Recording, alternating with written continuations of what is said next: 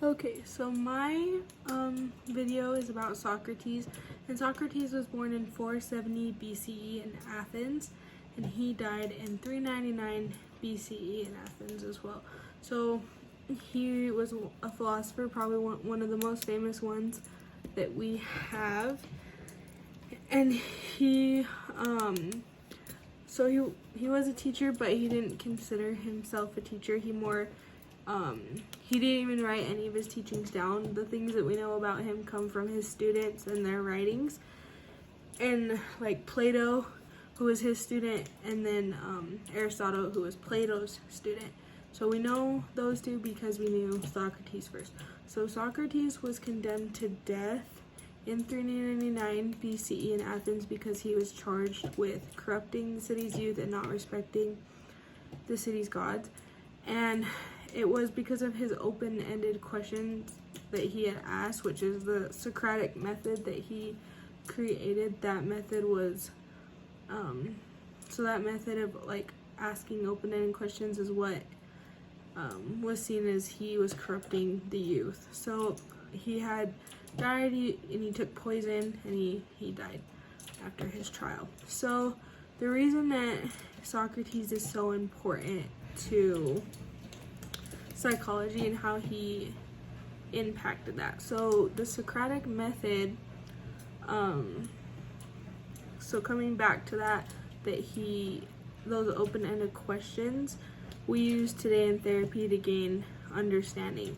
So a basis of a lot of therapies is going back and forth, and you're asking questions for that person to try to like self-reflect and question things around him. And Socrates was big on that. He was big on the mind and the soul and the existence, and so that Socratic method and his how he thought about life is kind of comes into therapy today with those open-ended questions. So that Socratic method, so the open-ended questions is the basis for a lot of therapy today. And then Socrates had a focus on like ethics, morals, attitudes, and behavior and values of people, and that comes in as well. So that style of open-ended questions is the basis of a lot of therapy. So you're using questions, and that kind of open dialogue is a way to help a person come to self-realization by reflecting and finding their answers.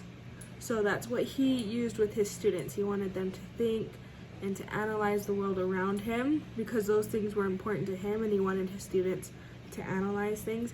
And that comes into therapy today because we want a therapist wants their patient to come to realizations about their own attitudes, behaviors, and self-reflection.